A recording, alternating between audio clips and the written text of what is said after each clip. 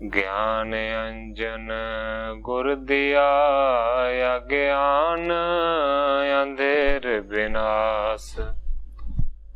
हर कृपा ते संत भेटिया, नानक मन परगास। जाहि कुल ते प्रगट होए, ताहि कुल को नाम। पुन द्वादश गुरिंद कहो, मेरी है प्रणाम।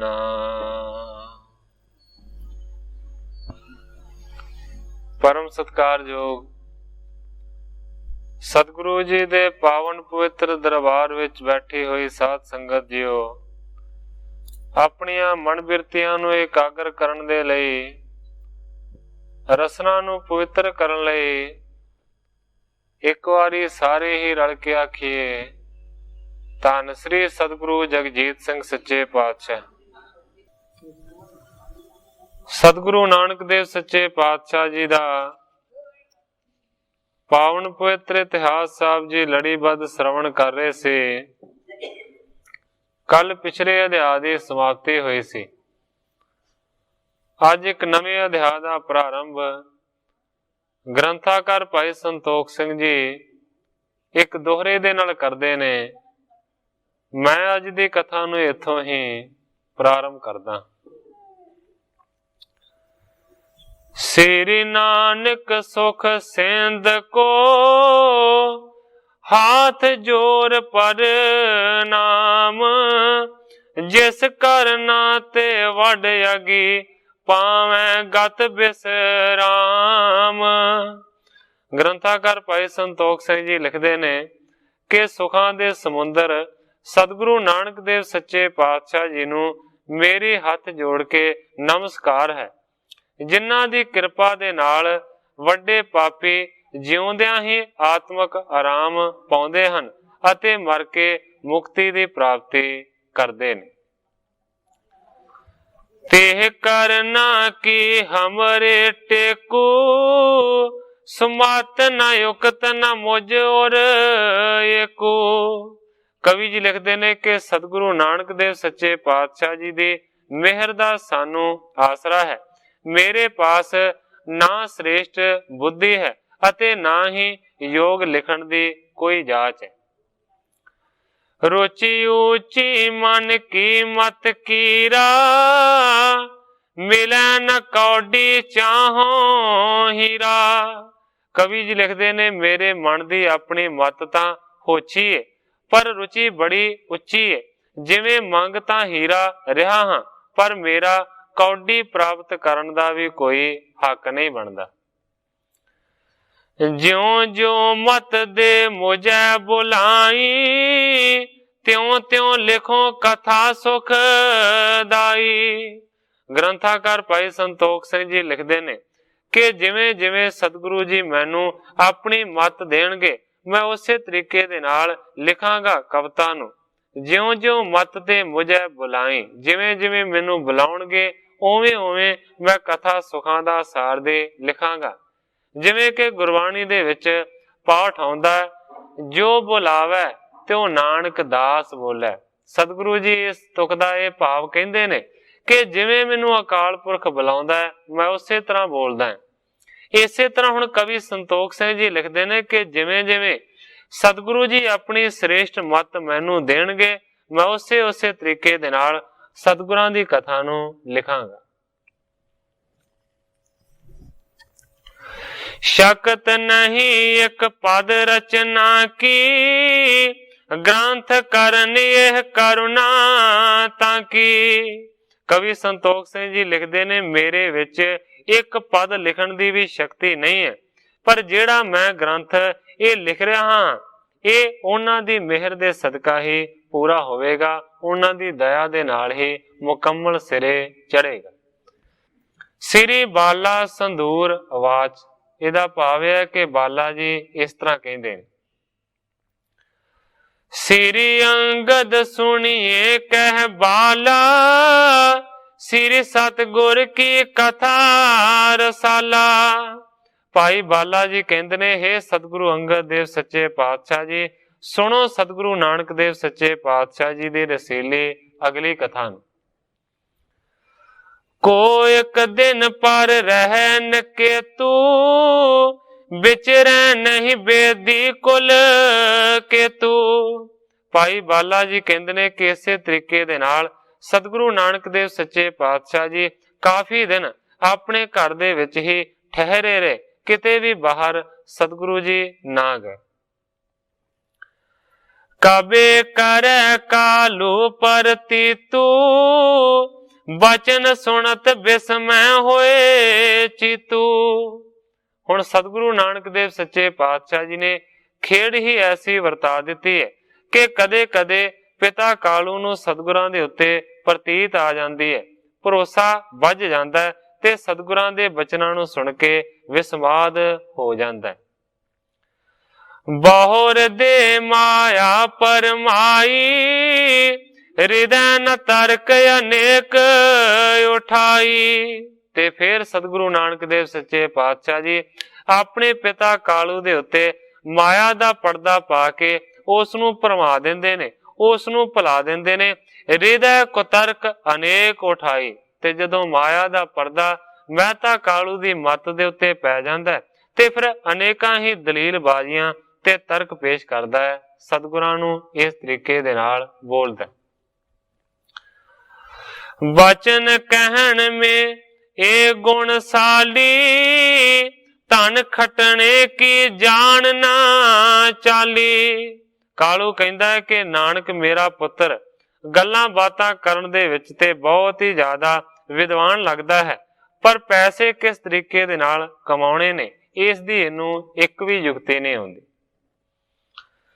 ਸੁਣ ਸੁਣ ਬਚਨ ਨਰ ਕਰੈ ਵਡਾਈ, ਧਨ ਹਾਨੀ ਇਹ ਭੇਦ ਨਾ ਪਾਈ। ਕਾਲੂ ਕਹਿੰਦਾ ਹੈ ਕਿ ਇਹਦੀਆਂ ਗੱਲਾਂ ਨੂੰ ਸੁਣ ਸੁਣ ਕੇ ਲੋਕ ਨਾਨਕ ਦੀ ਐਵੇਂ ਹੀ ਵਡਿਆਈ ਕਰਦੇ ਨੇ। ਦਰਅਸਲ ਲੋਕਾਂ ਨੂੰ ਇਸ ਗੱਲ ਦਾ ਨਹੀਂ ਪਤਾ ਕਿ ਕਿੰਨਾ ਧਨ ਦੀ ਇਹ ਬਰਬਾਦੀ ਕਰਦਾ।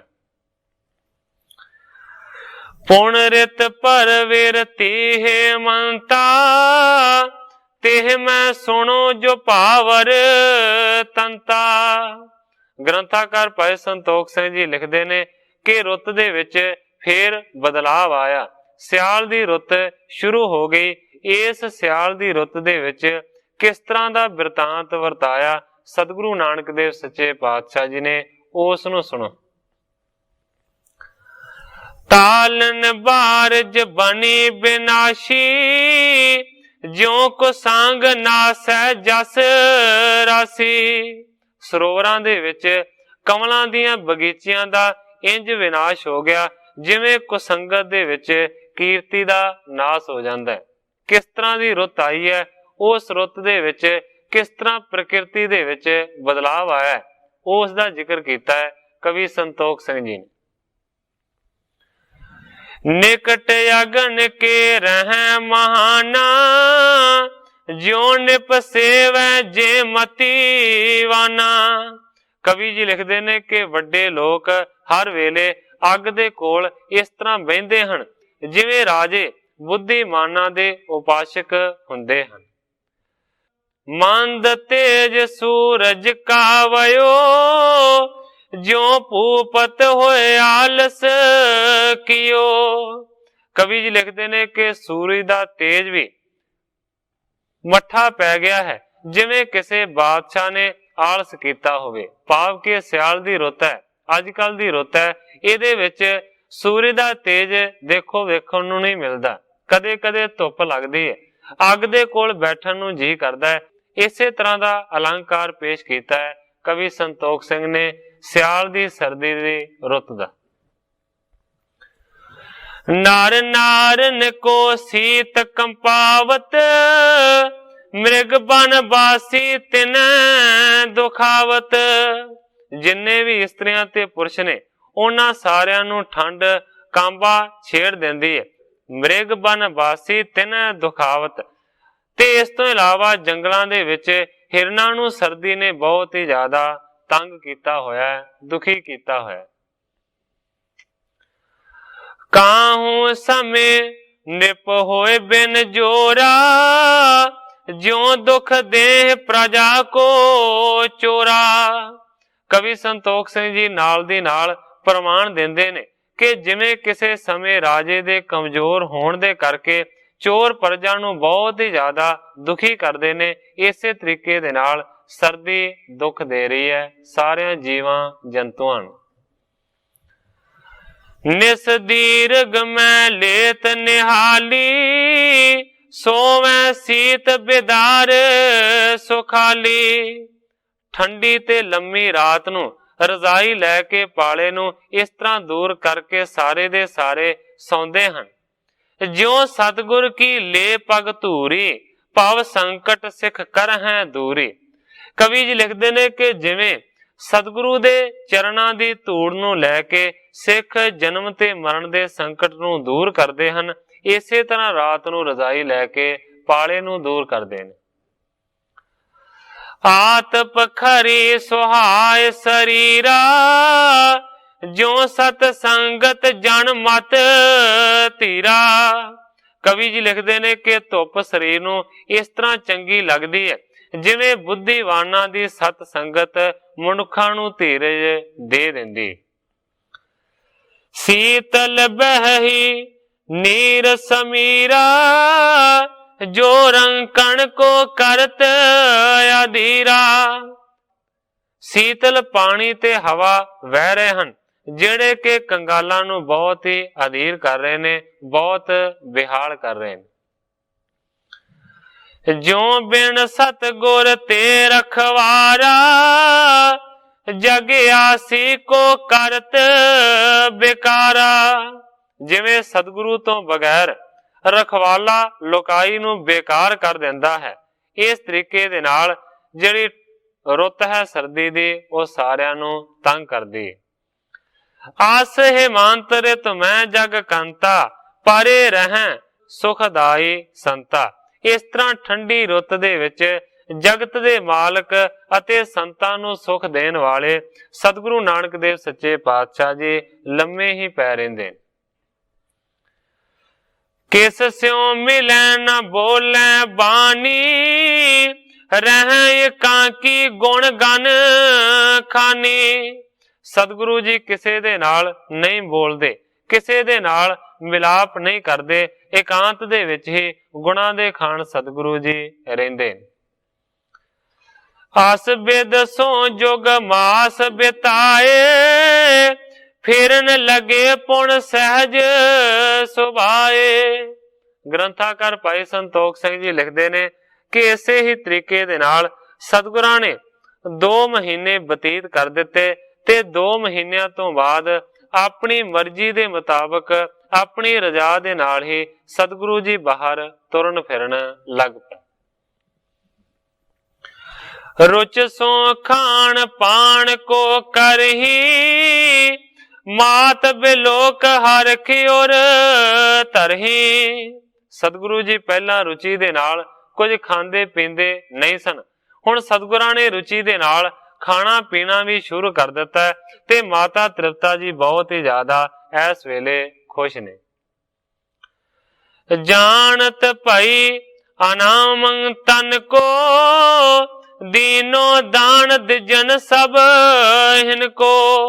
ਹੁਣ ਮਾਤਾ ਤ੍ਰਿਪਤਾ ਜੀ ਮਨ ਦੇ ਵਿੱਚ ਵਿਚਾਰਦੇ ਨੇ ਕਿ ਜਿਹੜੀਆਂ ਮੈਂ ਭਗਵਾਨ ਦੇ ਚਰਨਾਂ ਦੇ ਵਿੱਚ ਅਰਦਾਸਾਂ ਕੀਤੀਆਂ ਸੀ, ਲੱਗਦਾ ਹੈ ਕਿ ਉਹ ਅਰਦਾਸਾਂ ਪੂਰੀਆਂ ਹੋ ਗਈਆਂ ਨੇ। ਹੁਣ ਮੇਰਾ ਪੁੱਤਰ ਬਿਲਕੁਲ ਠੀਕ ਹੋ ਗਿਆ ਤੇ ਇਹ ਹੁਣ ਖਾਣ ਪੀਣ ਦੀ ਰੁਚੀ ਨੂੰ ਧਾਰਨ ਕਰਦਾ ਹੈ, ਬਾਹਰ ਅੰਦਰ ਫਿਰਦਾ ਹੈ। ਇਸ ਕਰਕੇ ਦੀਨੋ ਦਾਨ ਦਿਜਨ ਸਭ ਹਿਨ ਕੋ, ਖੁਸ਼ੀ ਦੀ ਹਾਲਤ ਦੇ ਵਿੱਚ ਮਾਤਾ ਨੇ ਫਿਰ ਬਹੁਤ ਸਾਰਾ ਪੰਡਤਾਂ ਨੂੰ ਦਾਨ ਦਿੱਤਾ। ਸੁੰਦਰ ਵਸਤਰ ਨਵੀਨ ਬਣਾਏ, ਸੁਤ ਕੋ ਯੁਤ ਦੁਲਾਰ ਪਹਿਰਾਏ। ਸਤਿਗੁਰੂ ਨਾਨਕ ਦੇਵ ਸੱਚੇ ਪਾਤਸ਼ਾਹ ਜੀ ਦੇ ਪਹਿਨਣ ਦੇ ਵਾਸਤੇ ਮਾਤਾ ਤ੍ਰਿਪਤਾ ਜੀ ਨੇ ਬਹੁਤ ਸੁੰਦਰ ਤੇ ਨਵੇਂ ਕੱਪੜੇ ਬਣਵਾਏ ਨੇ ਤੇ ਫਿਰ ਉਹ ਕੱਪੜੇ ਬਣਵਾ ਕੇ ਆਪਣੇ ਪੁੱਤਰ ਦੇ ਗਲ ਦੇ ਵਿੱਚ ਲਾੜ ਦੇ ਨਾਲ ਪਹਿਨਾ ਦਿੱਤੇ। ਬਾਦਨ ਸਦਨ ਛਬ ਪੁਨ ਪੁਨ ਦੇਖੀ, ਵੱਡ ਭਾਗਣ ਲਖ ਆਪ ਬਸ਼ੇਖੀ। ਬਾਰ ਬਾਰ ਆਪਣੇ ਪੁੱਤਰ ਦੇ ਸੁੰਦਰ ਮੁਖੜੇ ਨੂੰ ਦੇਖਦੀ ਹੈ ਤੇ ਆਪਣੇ ਆਪ ਨੂੰ ਬਹੁਤ ਹੀ ਜ਼ਿਆਦਾ ਵੱਡੇ ਭਾਗਾਂ ਵਾਲੀ ਮਾਤਾ ਤ੍ਰਿਪਤਾ ਸਮਝਦੀ। ਗਿਆਤਨ ਕੀ ਪੰਗਤ ਜਗ ਮੂਲਾ, ਵੈਸੇ ਪੇ ਕਾਲੂ ਅਨਕੂਲਾ। ਸਤਿਗੁਰੂ ਜੀ ਕਿਸੇ ਦੇ ਨਾਲ ਮਿਲਦੇ ਨਹੀਂ ਸਨ, ਕਿਸੇ ਦੇ ਕੋਲ ਵੀ ਬਹਿੰਦੇ ਨਹੀਂ ਸਨ। ਹੁਣ ਸਤਿਗੁਰੂ ਜੀ ਸਕੇ ਸੰਬੰਧੀਆਂ ਦੀ ਪੰਕਤੀ ਦੇ ਵਿੱਚ ਬਹਿਣ ਲੱਗ ਪਏ ਨੇ। ਕਾਲੂ ਪਿਤਾ ਜੀ ਦੇ ਅਨੁਕੂਲ ਹੋ ਗਏ ਨੇ, ਜਿਸ ਤਰ੍ਹਾਂ ਉਹਨਾਂ ਦਾ ਜੀ ਕਰਦਾ ਹੈ ਉਂਝ ਹੀ ਕਰਦੇ ਨੇ। ਲੋਕ ਕਰੀਤ ਮਿਲਨ ਪੁਨ ਬੋਲਨ, ਕਰਹੀ ਸਭ ਬਿਦ ਪੂਰੀ ਮੈਂ ਡੋਲਨ। ਭਾਵ ਕਿ ਲੌਕਿਕ ਰੀਤੀ ਦੇ ਅਨੁਸਾਰ ਹਰ ਇੱਕ ਨੂੰ ਮਿਲਦੇ ਨੇ, ਉਹਨਾਂ ਦੇ ਨਾਲ ਗੱਲਾਂ ਕਰਦੇ ਨੇ ਅਤੇ ਆਪਣੀ ਮਰਜ਼ੀ ਦੇ ਮੁਤਾਬਕ ਨਗਰ ਦੇ ਵਿੱਚ ਘੁੰਮਦੇ ਫਿਰਦੇ ਵੀ ਨੇ। ਸੁੰਦਰ ਸ਼ੋਭਤ ਬੈਸ ਕਿਸ਼ੋਰਾ, ਗਿਰਾ ਮ੍ਰਿਦਲ ਮਦਰੀ ਚਿਤ ਚੋਰਾ। ਕਵੀ ਸੰਤੋਖ ਸਿੰਘ ਜੀ ਲਿਖਦੇ ਨੇ ਕਿ ਸਤਿਗੁਰਾਂ ਦੀ ਜਿਹੜੀ ਉਮਰ ਦੀ ਅਵਸਥਾ ਹੈ ਉਹ ਹੈ ਕਿਸ਼ੋਰ ਅਵਸਥਾ। 11 ਸਾਲ ਤੋਂ 15 ਸਾਲ ਦੇ ਵਿਚਕਾਰ ਦੀ ਜਿਹੜੀ ਉਮਰ ਹੈ, ਇਸ ਉਮਰ ਨੂੰ ਆਖਿਆ ਜਾਂਦਾ ਕਿਸ਼ੋਰ ਅਵਸਥਾ। ਸਤਿਗੁਰੂ ਜੀ ਇਸ ਤਰ੍ਹਾਂ ਦੀ ਕਿਸ਼ੋਰ ਅਵਸਥਾ ਦੇ ਵਿੱਚ ਨੇ। ਗਿਰਾ ਮ੍ਰਿਦਲ ਮਦਰੀ ਚਿਤ ਚੋਰਾ, ਤੇ ਸਤਿਗੁਰੂ ਸੱਚੇ ਪਾਤਸ਼ਾਹ ਜੀ ਬਹੁਤ ਹੀ ਜ਼ਿਆਦਾ ਸੁੰਦਰ ਲੱਗਦੇ ਨੇ।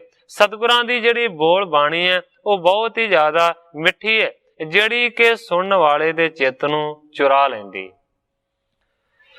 ਲਲਤ ਬਿਲੋਚਨ ਦਲ ਉਤਪਲ ਸੇ, ਤਾਰੇ ਸ਼ਾਮ ਗੰਡ ਕੀ ਸਿਲ ਸੇ।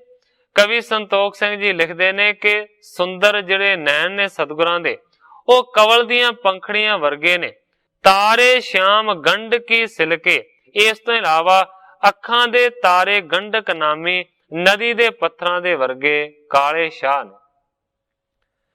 ਬਾਣੀ ਸੁਪ੍ਰਿਕਟੀ ਬੰਕ ਜੋ, ਕਮਾਣ ਇਹ ਕਾਮ ਕੀ, ਕਿਦੋਂ ਇੰਦ ਅਕਲੰਕ ਸਦਨ ਤਾਸ ਮਹਿਰਾਬ ਸੀ।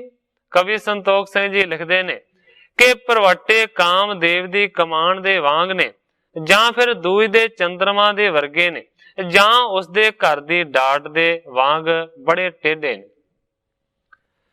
ਮੰਦ ਮੰਦ ਸੁੰਦਰ ਗਤ ਚਲਹੀ, ਦਇਆ ਦ੍ਰਿਸ਼ਟ ਦੇਖੈ ਦੁਖ ਦਲਹੀ। ਸਤਿਗੁਰੂ ਨਾਨਕ ਦੇਵ ਸੱਚੇ ਪਾਤਸ਼ਾਹ ਜੀ ਬੜੀ ਮੱਠੀ ਮੱਠੀ ਚਾਲ ਦੇ ਨਾਲ ਤੁਰਦੇ ਨੇ। ਦਇਆ ਦੀ ਮਿਹਰ ਦੀ ਜਿਹੜੀ ਦ੍ਰਿਸ਼ਟੀ ਹੈ ਉਹ ਜਿਹਦੇ ਤੇ ਵੀ ਪਾ ਦਿੰਦੇ ਨੇ, ਉਹਦੇ ਦੁੱਖਾਂ ਨੂੰ ਦਲ ਦਿੰਦੇ ਨੇ, ਖਤਮ ਕਰ ਦਿੰਦੇ ਨੇ। ਨਿਜੀ ਇੱਛਾ ਬੇਦੀ ਕੁਲ ਕੇਤੂ, ਵਿਚਰੈ ਕੀਰਤਨ ਕਰਤ ਨਕੇਤੂ। ਕਵੀ ਸੰਤੋਖ ਸਿੰਘ ਜੀ ਲਿਖਦੇ ਨੇ ਕਿ ਬੇਦੀ ਕੁਲ ਦੇ ਸਤਿਗੁਰੂ ਨਾਨਕ ਦੇਵ ਸੱਚੇ ਪਾਤਸ਼ਾਹ ਜੀ ਆਪਣੀ ਇੱਛਾ ਦੇ ਅਨੁਸਾਰ ਹੀ ਘੁੰਮਦੇ ਫਿਰਦੇ ਨੇ। ਵਿਚਰੈ ਕੀਰਤਨ ਕਰਤ ਨਕੇਤੂ, ਭਾਵ ਕਿ ਘਰ ਦਾ ਕੋਈ ਵੀ ਕੰਮਕਾਰ ਉਹ ਨਹੀਂ ਕਰਦੇ। ਐਸੇ ਕਿੰਚਿਤ ਕਾਲ ਬਿਤਾਇਓ, ਜਗਤ ਉਧਾਰਨ ਹਿਤ ਜੋ ਆਇਓ। ਕਵੀ ਸੰਤੋਖ ਸਿੰਘ ਜੀ ਲਿਖਦੇ ਨੇ ਕਿ ਜਿਹੜੇ ਸਤਿਗੁਰੂ ਨਾਨਕ ਦੇਵ ਸੱਚੇ ਪਾਤਸ਼ਾਹ ਜੀ ਦੁਨੀਆ ਦਾ ਪਾਰ ਉਤਾਰਾ ਕਰਨ ਦੇ ਵਾਸਤੇ ਆਏ ਹੋਏ ਨੇ, ਉਹਨਾਂ ਨੇ ਕਾਫੀ ਸਾਰਾ ਸਮਾਂ ਇਸੇ ਤਰੀਕੇ ਦੇ ਨਾਲ ਹੀ ਬਤੀਤ ਕਰ ਦਿੱਤਾ। ਇੱਕ ਬਾਸਰ ਕਾਲੂ ਨਿਜ ਸਦਨਾ, ਬੈਸ ਬੁਲਾਇਓ ਬਾਰਜ ਬਦਨਾ। ਇੱਕ ਦਿਨ ਪਿਤਾ ਕਾਲੂ ਜੀ ਘਰ ਦੇ ਵਿੱਚ ਬੈਠੇ ਹੋਏ ਸਨ ਤੇ ਸਤਿਗੁਰੂ ਨਾਨਕ ਦੇਵ ਸੱਚੇ ਪਾਤਸ਼ਾਹ ਜੀ ਨੂੰ ਉਹਨਾਂ ਨੇ ਆਪਣੇ ਕੋਲ ਬੁਲਾਇਆ। ਦਰਬ ਕਮਾਵਣ ਸਿਖਵਣ ਹੇਤੂ, ਨਿਕਟ ਬਿਸਾਇਓ ਕਿਰਪਾ ਨਕੇਤੂ। ਕਿਰਪਾ ਦੇ ਘਰ ਜਿਹੜੇ ਸਤਿਗੁਰੂ ਨਾਨਕ ਦੇਵ ਸੱਚੇ ਪਾਤਸ਼ਾਹ ਜੀ ਨੇ, ਉਹਨਾਂ ਨੂੰ ਪਿਤਾ ਕਾਲੂ ਨੇ ਆਪਣੇ ਕੋਲ ਬਿਠਾਇਆ ਹੈ ਤੇ ਕਿਸ ਤਰੀਕੇ ਦੇ ਨਾਲ ਪੈਸਿਆਂ ਨੂੰ ਕਮਾਉਣਾ ਹੈ ਉਸ ਦੀ ਸਿੱਖਿਆ ਕਾਲੂ ਦੇਣ ਲੱਗਾ। ਪ੍ਰੀਤ ਚਿੰਤ ਮੈਂ ਸਾਨੀ ਬਾਣੀ, ਬੋਲਿਓ ਰੀਤ ਅਨੀਤ ਪਛਾਨੀ। ਪ੍ਰੀਤ ਅਤੇ ਚਿੱਤ ਦੇ ਨਾਲ ਮਿਲੀ ਹੋਈ ਜਿਹੜੀ ਬੋਲੀ ਹੈ ਉਹ ਬੋਲਣੀ ਸ਼ੁਰੂ ਕੀਤੀ ਹੈ ਕਾਲੂ ਨੇ। ਬੋਲਿਓ ਰੀਤ ਅਨੀਤ ਪਛਾਨੀ ਭਾਵ ਕਿ ਰੀਤੀ ਅਤੇ ਅਨੀਤੀ ਨੂੰ ਪਹਿਚਾਣ ਕੇ ਕਾਲੂ ਸਤਿਗੁਰਾਂ ਨੂੰ ਇਸ ਤਰ੍ਹਾਂ ਸਮਝਾਉਣ ਲੱਗਾ। ਸੁਤ ਨਾਨਕ ਤੂੰ ਏਕ ਹਮਾਰੇ, ਨਹੀਂ ਦੂਸਰ ਜੋ ਕਾਜ ਸੰਵਾਰੇ। ਬੜੇ ਹੀ ਪਿਆਰ ਦੇ ਨਾਲ ਪਿਤਾ ਕਾਲੂ ਜੀ ਕਹਿੰਦੇ ਨੇ, ਹੇ ਪੁੱਤਰ ਨਾਨਕ, ਦੇਖ ਤੂੰ ਇੱਕੋ ਇੱਕ ਸਾਡਾ ਪੁੱਤਰ ਹੈ, ਦੂਸਰਾ ਤੇਰਾ ਭਰਾ ਕੋਈ ਨਹੀਂ ਹੈ ਜਿਹੜਾ ਕਿ ਸਾਡੇ ਘਰ ਦੇ ਪੂਰੇ ਕਾਰਜ ਨੂੰ ਸੰਭਾਲੇ। ਤੁਮਨੇ ਤਜ ਦੀਨੋ ਅਸਰੀ ਤੂੰ, ਜਿਉ ਵਿਰਾਗ ਦਿੜ ਹੋਏ ਅਤੀ ਤੂੰ। ਪਰ ਹੇ ਪੁੱਤਰ ਦੇਖ, ਤੂੰ ਇਸ ਤਰੀਕੇ ਦੇ ਨਾਲ ਸਾਰੇ ਕੰਮ ਕਾਰ ਨੂੰ ਛੱਡ ਦਿੱਤਾ ਹੈ ਜਿਵੇਂ ਕੋਈ ਵਿਰਾਗੀ ਹੁੰਦਾ ਹੈ, ਜਿਵੇਂ ਕੋਈ ਅਤੀਤ ਫਕੀਰ ਹੁੰਦਾ ਹੈ ਜਿਹੜਾ ਕਿ ਘਰ ਦੀ ਸਾਂਭ ਸੰਭਾਲ ਨਹੀਂ ਕਰਦਾ। ਤੂੰ ਉਸੇ ਤਰੀਕੇ ਦੇ ਨਾਲ ਆਪਣੀ ਅਵਸਥਾ ਨੂੰ ਬਣਾ ਲਿਆ। ਕਹੋ ਗ੍ਰਸਤ ਸਿਉ ਕਿਉਂ ਬਨ ਆਵੇ, ਨਿਸ ਬਾਸੁਰ ਬਿਨ ਕਾਮ ਬਿਤਾਵੇ। ਹੇ ਮੇਰੇ ਪੁੱਤਰ, ਤੂੰ ਹੀ ਦੱਸ ਕਿ ਗ੍ਰਸਤੀ ਦਾ ਜਿਹੜਾ ਕੰਮ ਹੈ ਉਹ ਕਿਸ ਤਰੀਕੇ ਦੇ ਨਾਲ ਨਿਵੇਗਾ। ਜੇਕਰ ਰਾਤ ਤੇ ਦਿਨ ਤੂੰ ਕੋਈ ਕੰਮ ਨਹੀਂ ਕਰੇਗਾ ਤੇ ਘਰ ਫਿਰ ਕਿਸ ਤਰ੍ਹਾਂ ਚੱਲੇਗਾ। ਮੁਝ ਜੀਵਤ ਜੇ ਲੇਤ ਸੰਭਾਰੀ, ਹਾਂ ਜਾਣਤ ਸੁਤ ਹੈ ਸੁਖ ਕਾਰੀ।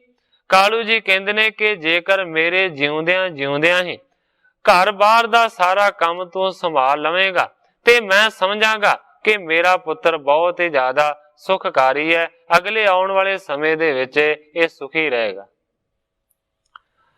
ਤੁਜ ਜਨਮਤ ਮਨ ਭਾ ਪਰਵਾਸਾ, ਨਾਨਕ ਕਰ ਹੈ ਨਾਮ ਪਰ ਕਾਸ਼ਾ। ਕਾਲੂ ਜੀ ਕਹਿੰਦੇ ਨੇ ਕਿ ਹੇ ਪੁੱਤਰ, ਜਦੋਂ ਤੇਰਾ ਜਨਮ ਹੋਇਆ ਸੀ ਤੇ ਮੇਰੇ ਮਨ ਨੂੰ ਬਹੁਤ ਹੀ ਜ਼ਿਆਦਾ ਇਸ ਤਰ੍ਹਾਂ ਦਾ ਵਿਸ਼ਵਾਸ ਆਇਆ ਸੀ ਕਿ ਮੇਰਾ ਜਿਹੜਾ ਪੁੱਤਰ ਪੈਦਾ ਹੋਇਆ ਇਹ ਮੇਰੇ ਨਾਮ ਨੂੰ ਸਾਰੀ ਦੁਨੀਆ ਦੇ ਵਿੱਚ ਰੌਸ਼ਨ ਕਰੇਗਾ। ਦਰਬ ਕਮਾਵਣ ਮੈਂ ਜਸ ਮੇਰੋ, ਜਾਣੈ ਸਭ ਪੁਰੀ ਮਾਹੇ ਕਨੇਰੋ। ਮੈਂ ਸਮਝਿਆ ਸੀ ਕਿ ਮੇਰਾ ਪੁੱਤਰ ਇੰਨੀ ਜ਼ਿਆਦਾ ਕਮਾਈ ਕਰੇਗਾ ਜਿਹਦੇ ਨਾਲ ਮੇਰਾ ਬਹੁਤ ਹੀ ਜ਼ਿਆਦਾ ਵੱਡਾ ਜਸ ਹਰ ਇੱਕ ਨਗਰ ਦੇ ਵਿੱਚ ਫੈਲ ਜਾਏਗਾ। ਜਿਮਰਾਂ ਕਾਕੋ ਇੰਦ ਨਿਹਾਰੀ, ਦੇਖ ਸਰਾਹ ਸਭ ਨਰ ਨਾਰੀ।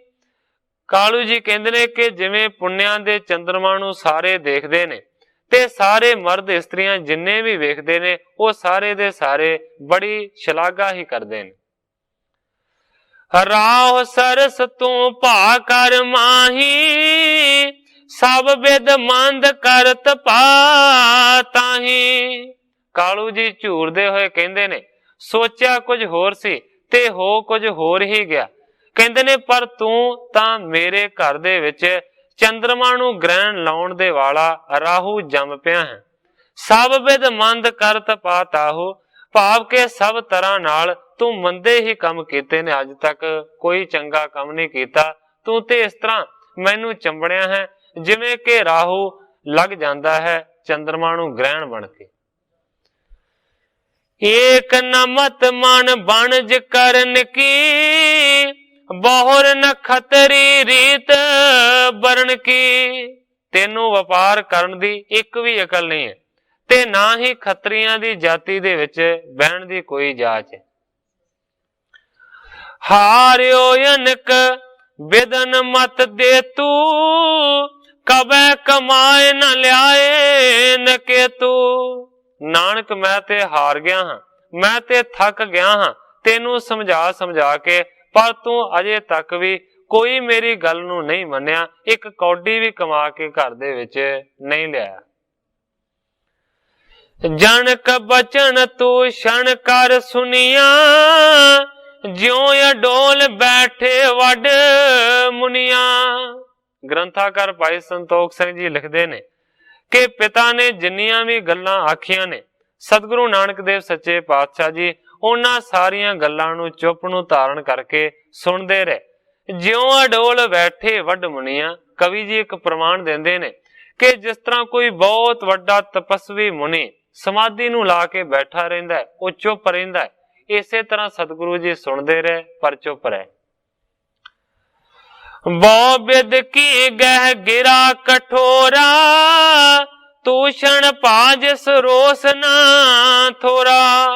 बड़ियां कठोर गल्लां आखियां, बहुत बुरा भला आख्या, पर सतगुरु जी फिर भी चुप नूं धारण करके बैठे रहे, जिस रोस ना थोरा।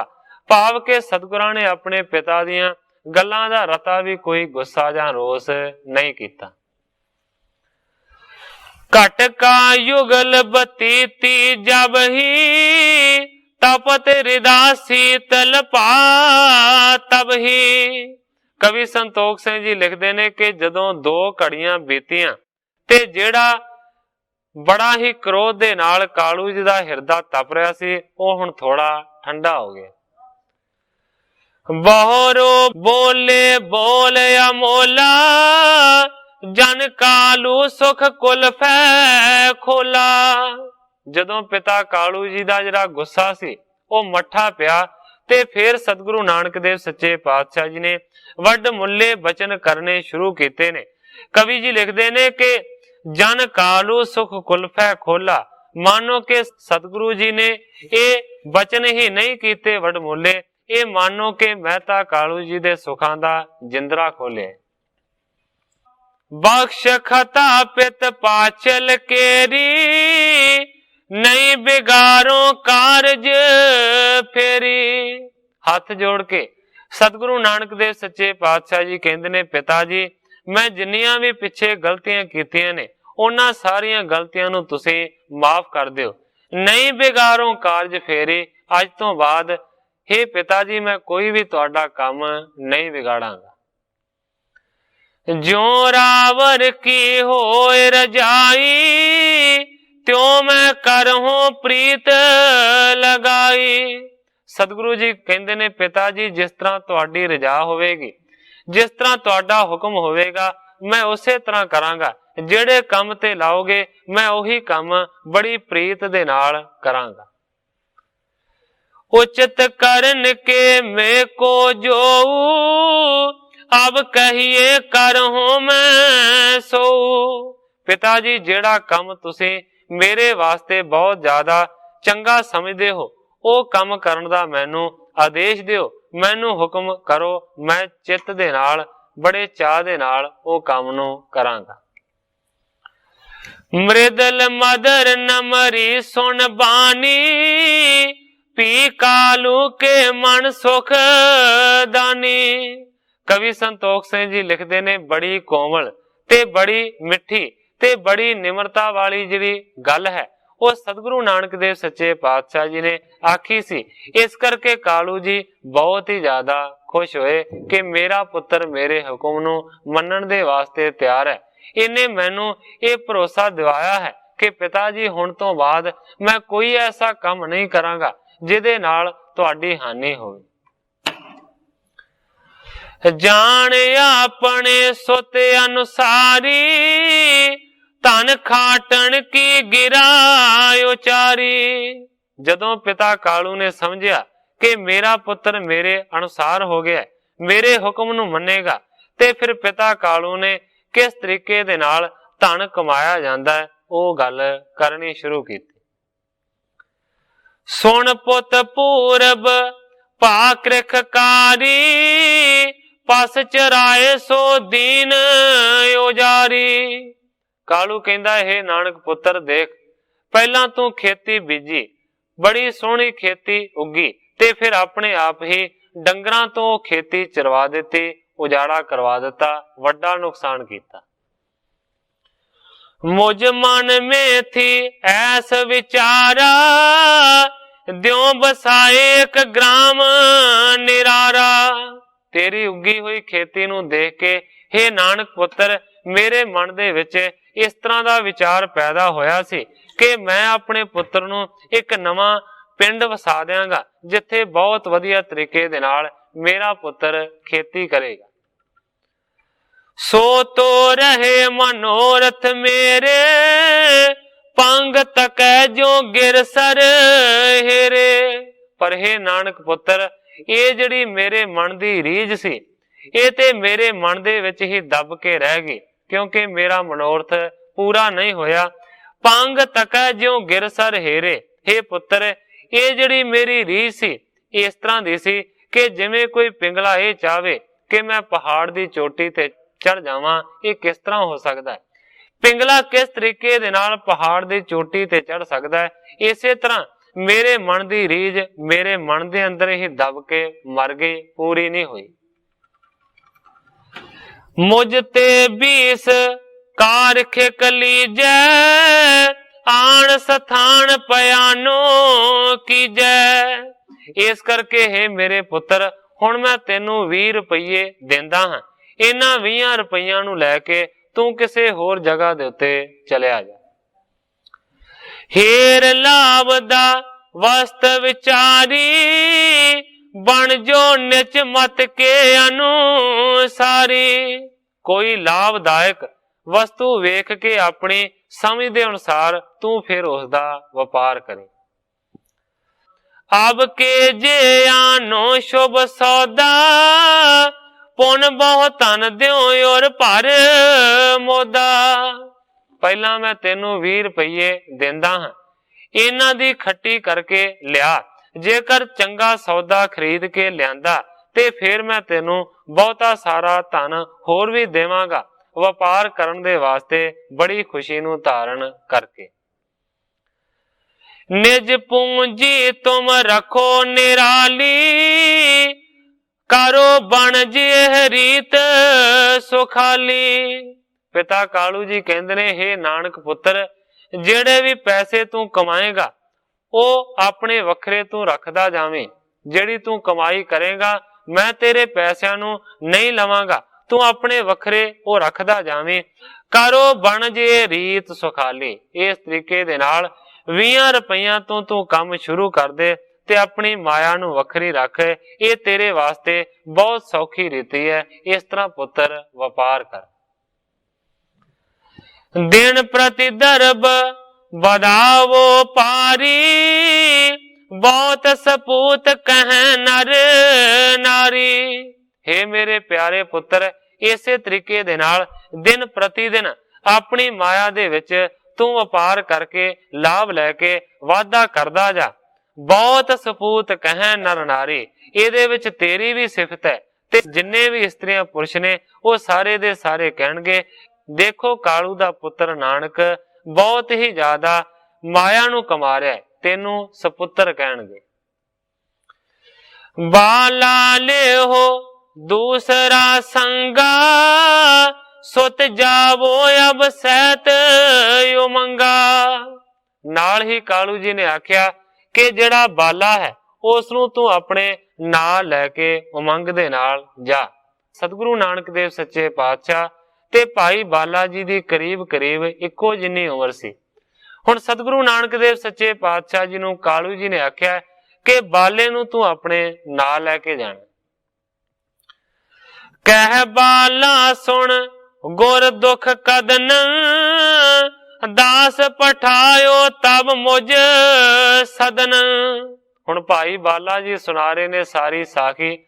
ਸਤਿਗੁਰੂ ਅੰਗਦ ਦੇਵ ਸੱਚੇ ਪਾਤਸ਼ਾਹ ਜੀ ਨੂੰ ਸੁਣਾਉਂਦਿਆਂ ਸੁਣਾਉਂਦਿਆਂ ਸਾਖੀ ਭਾਈ ਬਾਲਾ ਜੀ ਕਹਿੰਦੇ ਨੇ ਕਿ हे ਦੁੱਖਾਂ ਦਾ ਨਾਸ਼ ਕਰਨ ਵਾਲੇ ਸਤਿਗੁਰੂ ਜੀ ਸੁਣੋ। ਉਸ ਵੇਲੇ ਪਿਤਾ ਕਾਲੂ ਨੇ ਇੱਕ ਦਾਸ ਮੈਨੂੰ ਬੁਲਾਉਣ ਦੇ ਵਾਸਤੇ ਮੇਰੇ ਘਰ ਭੇਜ ਦਿੱਤਾ।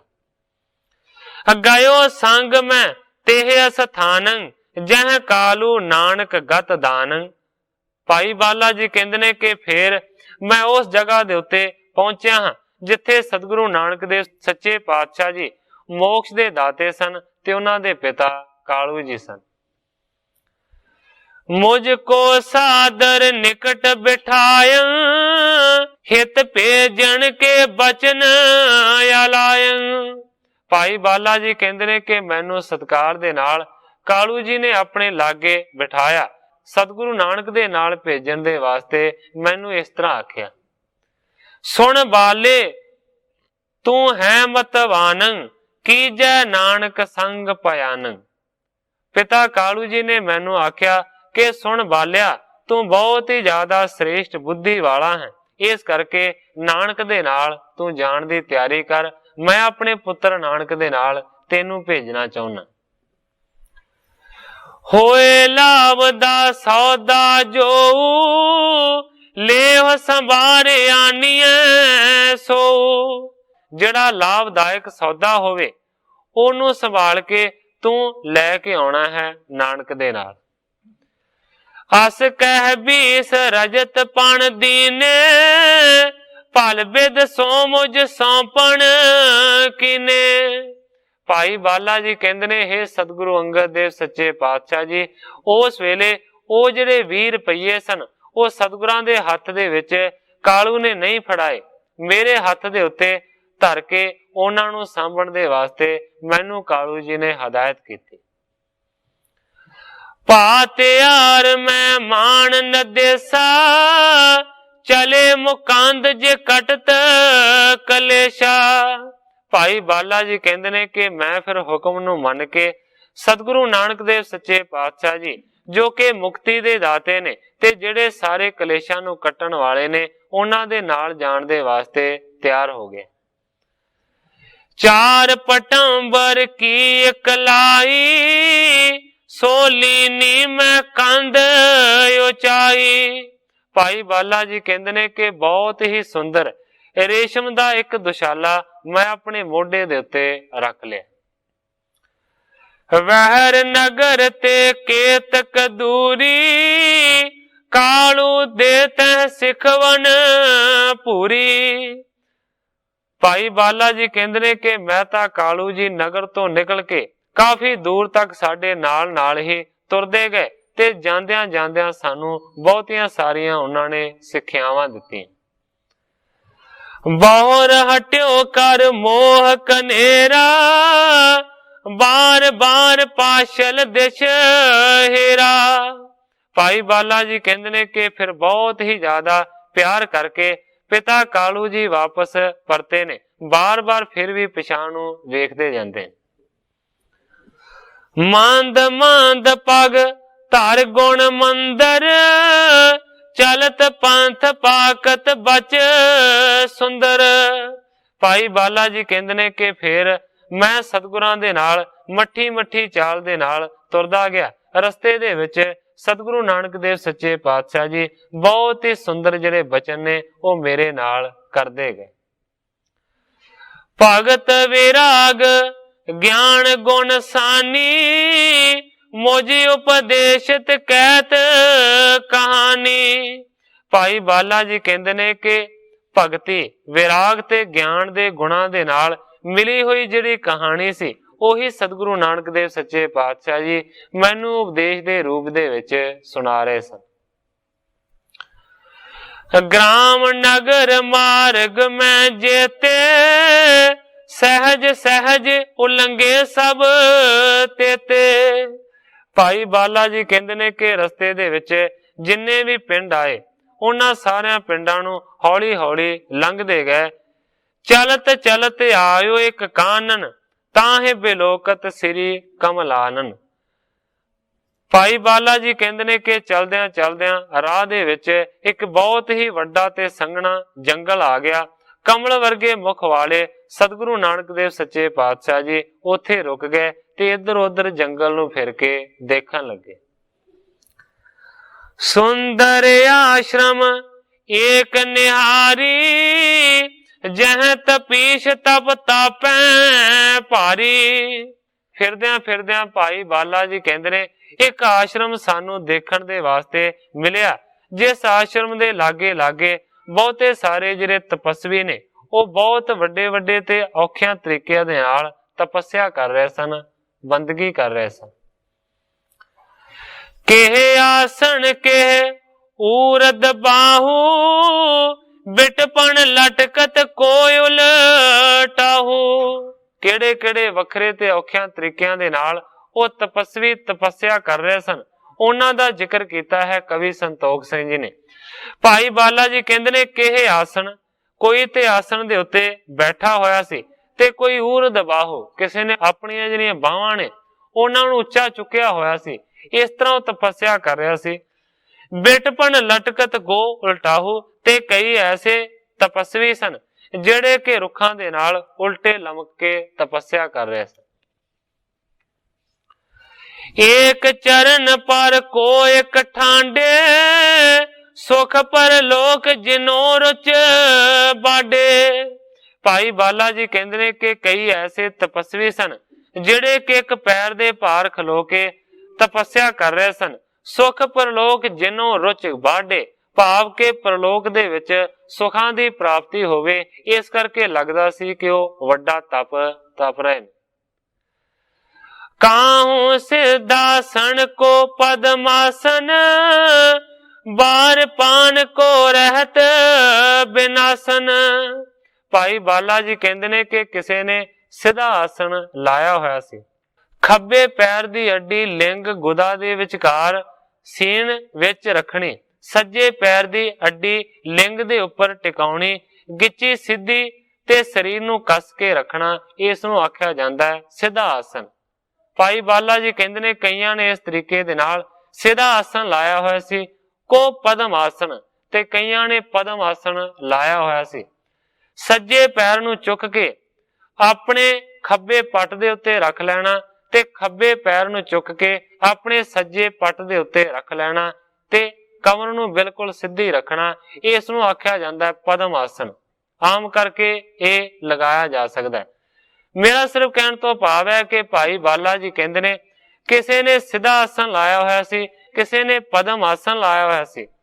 ਬਾਰ ਪਾਣ ਕੋ ਰਹਿਤ ਬਿਨਾਸ਼ਨ, ਭਾਈ ਬਾਲਾ ਜੀ ਕਹਿੰਦੇ ਨੇ ਕਿ ਇਸ ਤੋਂ ਇਲਾਵਾ ਕੋਈ ਪਾਣੀ ਪੀ ਕੇ ਗੁਜ਼ਾਰਾ ਕਰਦੇ ਸਨ ਉੱਥੇ ਜੰਗਲ ਦੇ ਵਿੱਚ, ਤੇ ਕੋਈ ਬਿਲਕੁਲ ਹੀ ਨਿਰਾ ਆਹਾਰ ਰਹਿੰਦਾ ਸੀ, ਭਾਵ ਕਿ ਕੁਝ ਨਹੀਂ ਸੀ ਸਕਦਾ, ਐਸਾ ਵੀ ਕੋਈ ਤਪਸਵੀ ਸੀ। ਸਵੇਤ ਰੰਗ ਲਾਗੀ ਪਸਮੰਗਾ, ਜਟਾ ਸੀਸ ਜਿਨ ਧੂਸਰ ਰੰਗਾ। ਆਪਣੇ ਅੰਗਾਂ ਦੇ ਉੱਤੇ ਸਫੇਦ ਰੰਗ ਦੀ ਸਵਾਹ ਉਹਨਾਂ ਸਾਰਿਆਂ ਨੇ ਮਲੀ ਹੋਈ ਸੀ। ਜਟਾ ਸੀਸ ਜਿਨ ਧੂਸਰ ਰੰਗਾ, ਜੜਾਵਾਂ ਮਟਿਆਲੇ ਰੰਗ ਦੀਆਂ ਸਾਰਿਆਂ ਦੇ ਸਿਰਾਂ ਤੇ ਸਨ। ਕਿਨ ਬਲਕਨ ਲਿਏ ਕੋ ਅੰਗ ਨੰਗਾ, ਅਗਨੀ ਉਸ਼ਨ ਕੋ ਕੋਏ ਉਮੰਗਾ। ਭਾਈ ਬਾਲਾ ਜੀ ਕਹਿੰਦੇ ਨੇ ਕਿ ਕਿਸੇ ਨੇ ਭੋਜ ਪੱਤਿਆਂ ਦੇ ਨਾਲ ਆਪਣੇ ਸਰੀਰ ਦੇ ਨੰਗੇ ਅੰਗਾਂ ਨੂੰ ਢੱਕਿਆ ਹੋਇਆ ਸੀ। ਅਗਨ ਉਸ਼ਨ ਕੋਏ ਹੋਏ ਉਮੰਗਾ, ਭਾਵ ਕਿ ਕਈ ਅੱਗ ਦੇ ਸੇਕ ਦੇ ਨਾਲ ਆਪਣੇ ਸਰੀਰ ਨੂੰ ਬਹੁਤ ਜ਼ਿਆਦਾ ਦੁੱਖ ਦੇ ਕੇ ਤਪੱਸਿਆ ਉਮੰਗ ਦੇ ਨਾਲ ਕਰ ਰਹੇ ਸਨ। ਕੋ ਬੈਠੇ ਜਲ ਕੰਠ ਪਰਮਾਨਾ, ਸਿਮਰੇ ਕਾਂਕੀ ਕੋ ਭਗਵਾਨਾ। ਕੋਈ ਜਲ ਦੇ ਵਿੱਚ ਗਿੱਚੀ ਤੱਕ ਬੈਠਾ ਸੀ ਤੇ ਇਕੱਲਿਆਂ ਭਗਵਾਨ ਦਾ ਸਿਮਰਨ ਕਰ ਰਿਹਾ ਸੀ। ਕੋ ਠਾਂਡੇ ਦਿਨ ਰਹਿਣ ਬਿਤਾਵੈ, ਕੋ ਮੋਨੀ ਨਹੀਂ ਬਚਨ ਅਲਾਵੈ। ਭਾਈ ਬਾਲਾ ਜੀ ਕਹਿੰਦੇ ਨੇ ਕਿ ਉਹਨਾਂ ਤਪਸਵੀਆਂ ਦੇ ਵਿੱਚ ਕਈ ਐਸੇ ਸਨ ਜਿਹੜੇ ਕਿ ਰਾਤ ਦਿਨ ਖਲੋਤੇ ਹੀ ਰਹਿੰਦੇ ਸਨ, ਤੇ ਕਈ ਐਸੇ ਸਨ ਜਿਹੜੇ ਇੱਕ ਵੀ ਬਚਨ ਆਪਣੇ ਮੂੰਹ ਦੇ ਵਿੱਚੋਂ ਨਹੀਂ ਸਨ ਬੋਲਦੇ, ਭਾਵ ਕਿ ਬਿਲਕੁਲ ਮੌਨ ਰਹਿੰਦੇ ਸਨ, ਬਿਲਕੁਲ ਚੁੱਪ ਰਹਿੰਦੇ ਸਨ। ਕੋ ਨਿਜ ਬ੍ਰਿਤ ਨਿਰੋਧਨ ਕਰਹੀ, ਸੁਖ ਜੋ ਸੁਰਗ ਤਿਨ ਸਮ ਪਹਿ ਰਹੀ। ਭਾਵ ਕਿ ਕੋਈ ਆਪਣੀ ਬਿਰਤੀ ਇਕਾਗਰ ਕਰ ਰਿਹਾ ਸੀ ਅਤੇ ਉਸਨੇ ਸਾਰੇ ਦੁਨਿਆਵੀ ਸੁਖਾਂ ਨੂੰ ਤਿਆਗ ਦਿੱਤਾ ਸੀ। ਕੋ ਮਿਲ ਕਰ ਕਰ ਕਥਾ ਰਸਾਲਾ, ਪੜੈ ਸੁਣੈ ਧਰ ਪ੍ਰੇਮ ਬਿਸਾਲਾ। ਕਈ ਮਿਲ ਕੇ ਹਰੀ ਦੀ ਸੁੰਦਰ ਜਿਹੜੀ ਕਥਾ ਹੈ ਉਹ ਕਰ ਰਹੇ ਸਨ ਤੇ ਹਿਰਦੇ ਦੇ ਵਿੱਚ ਬੜਾ ਹੀ ਪ੍ਰੇਮ ਧਾਰ ਕੇ ਕਈ ਪੜ ਵੀ ਰਹੇ ਸਨ।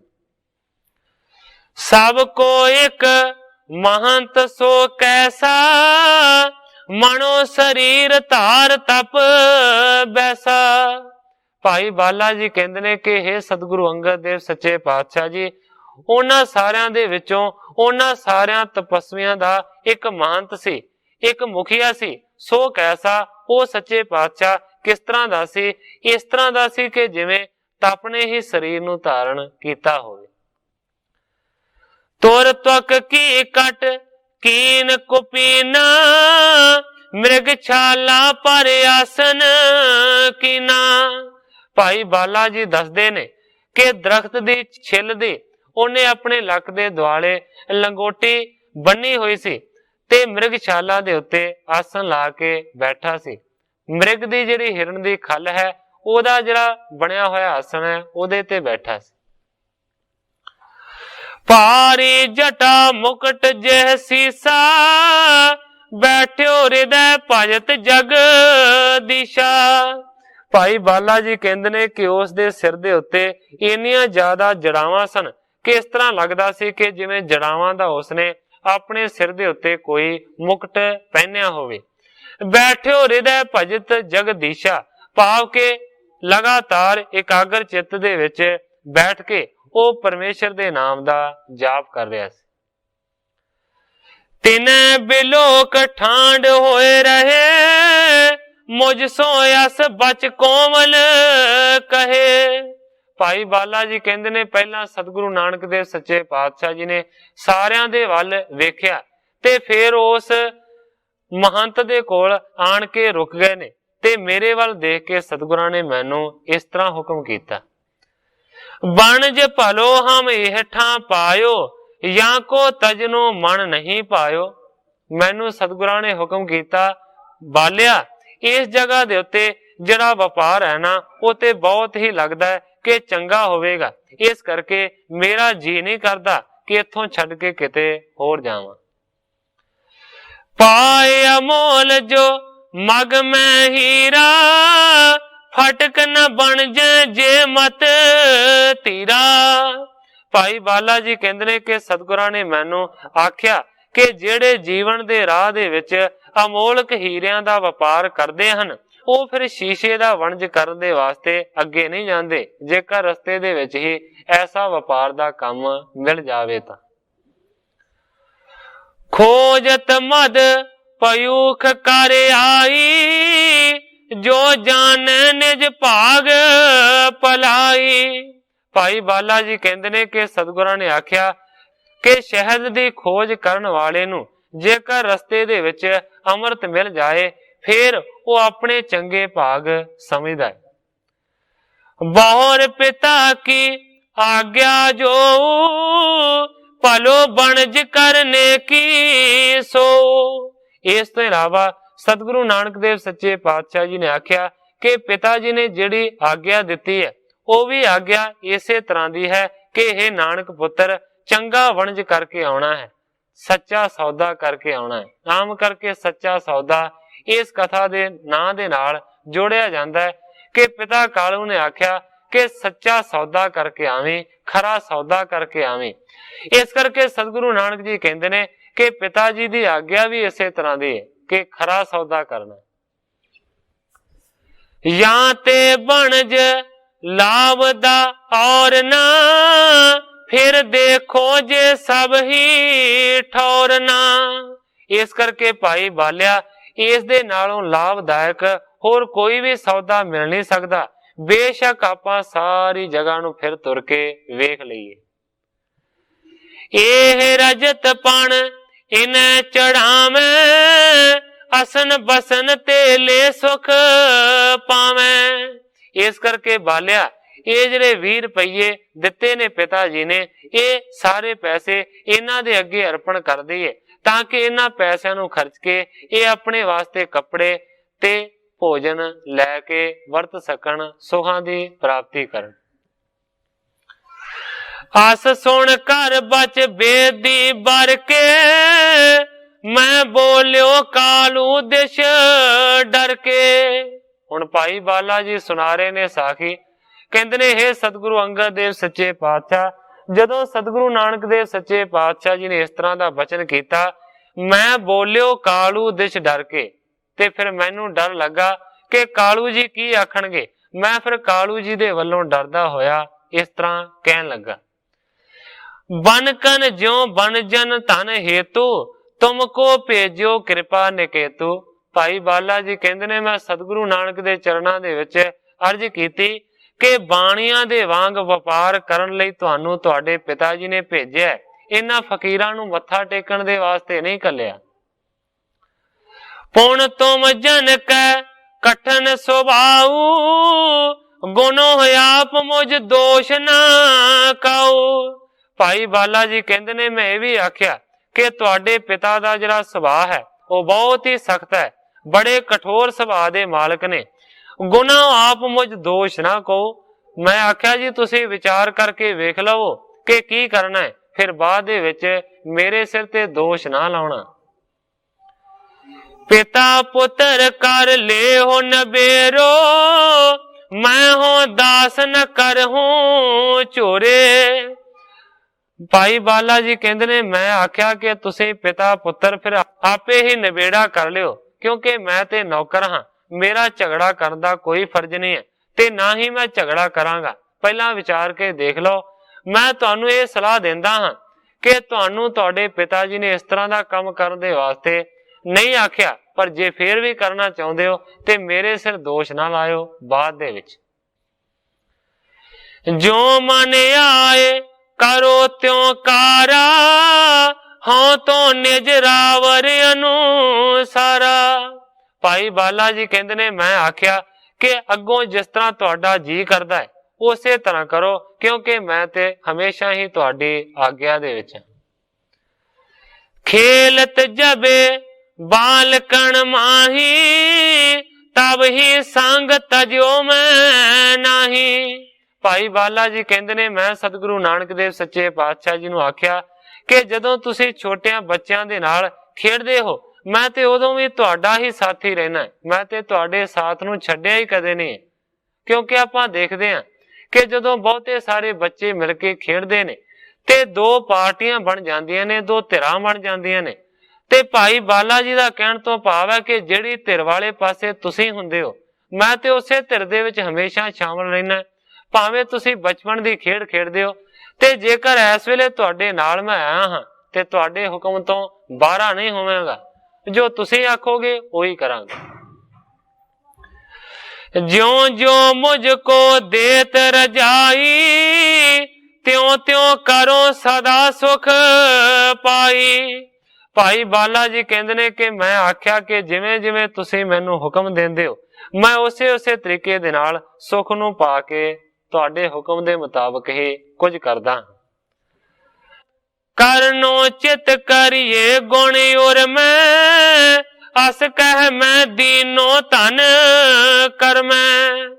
ਭਾਈ ਬਾਲਾ ਜੀ ਕਹਿੰਦੇ ਨੇ ਹੇ ਸਤਿਗੁਰੂ ਅੰਗਦ ਦੇਵ ਸੱਚੇ ਪਾਤਸ਼ਾਹ ਜੀ, ਮੈਂ ਆਖਿਆ ਕਿ ਜੋ ਤੁਹਾਡੇ ਮਨ ਦੇ ਵਿੱਚ ਆਉਂਦਾ ਤੁਸੀਂ ਉਸੇ ਤਰ੍ਹਾਂ ਆਪਣੇ ਮਨ ਦੇ ਮੁਤਾਬਕ ਕਰੋ। ਇਸ ਤਰ੍ਹਾਂ ਦੀ ਗੱਲ ਕਹਿ ਕੇ ਮੈਂ ਉਹ ਜਿਹੜੇ 20 ਰੁਪਈਏ ਕਾਲੂ ਜੀ ਨੇ ਮੈਨੂੰ ਫੜਾਏ ਸਨ, ਮੈਂ ਉਹ 20 ਹੀ ਰੁਪਈਏ ਸਤਿਗੁਰੂ ਨਾਨਕ ਦੇਵ ਸੱਚੇ ਪਾਤਸ਼ਾਹ ਜੀ ਦੀ ਤਲੀ ਦੇ ਉੱਤੇ ਰੱਖ ਦਿੱਤੇ। ਆਖਿਆ ਜੋ ਤੁਹਾਡਾ ਜੀ ਕਰਦਾ ਹੈ ਉਹੀ ਕਰੋ, ਦੇਖੋ ਮੈਂ ਪੈਸੇ ਤੁਹਾਡੇ ਤਲੀ ਦੇ ਉੱਤੇ ਰੱਖ ਦਿੱਤੇ ਨੇ। ਇਸ ਤਰੀਕੇ ਦੇ ਨਾਲ ਉਸ ਵੇਲੇ ਵਾਪਰਿਆ। ਸੋ ਸਾਧ ਸੰਗਤ ਜੀ, ਸਮੇਂ ਦੀ ਸਮਾਪਤੀ ਹੈ। ਗ੍ਰੰਥਾਕਾਰ ਭਾਈ ਸੰਤੋਖ ਸਿੰਘ ਜੀ ਜਿਸ ਤਰੀਕੇ ਦੇ ਨਾਲ ਇਸ ਅਗਲੇ ਇਤਿਹਾਸ ਨੂੰ ਅੱਗੇ ਬਿਆਨ ਕਰਨਗੇ ਮੈਂ ਉਸੇ ਤਰ੍ਹਾਂ ਸਾਧ ਸੰਗਤ ਦੇ ਸਨਮੁਖ ਅਰਜ ਕਰਾਂਗਾ। ਅੱਗੇ ਜੋ ਸਤਿਗੁਰੂ ਸੱਚੇ ਪਾਤਸ਼ਾਹ ਜੀ ਦੀ ਰਜ਼ਾ ਹੋਵੇਗੀ ਉਸੇ ਤਰ੍ਹਾਂ ਵਰਤੇਗੀ। ਜਿੰਨੀਆਂ ਹੀ ਅਰਜ਼ਾਂ ਕਰਦਾ ਹੋਇਆ ਮੈਂ ਇੱਥੇ ਹੀ ਕਥਾ ਨੂੰ ਵਿਸਰਾਮ ਦੇ ਕੇ ਸਾਰੀ ਸਾਧ ਸੰਗਤ ਤੋਂ ਖਿਮਾ ਦਾ ਜਾਚਕ। हे अच्युत हे पार ब्रह्म अविनाशी अगनास, हे पूरन हे सर्ब में दुख पंजन गुणतास, हे संगी हे निरंकार, हे निर्गुण सब टेक, हे गोबिंद हे गुण निधान, जाके सदा विवेक, हे अपरंपर हर हरे है पी हो वनहार, हे संता कै सदा संग ने धारा आधार, हे ठाकुर हो दास रो मैं निर्गुण गुण नहीं कोय, नानक दीजै नाम दान राखो ही परोय, जाहि कुल ते प्रगट होय ताहि कुल को नाम। पुन द्वादश गोरिंड को मेरी है प्रणाम।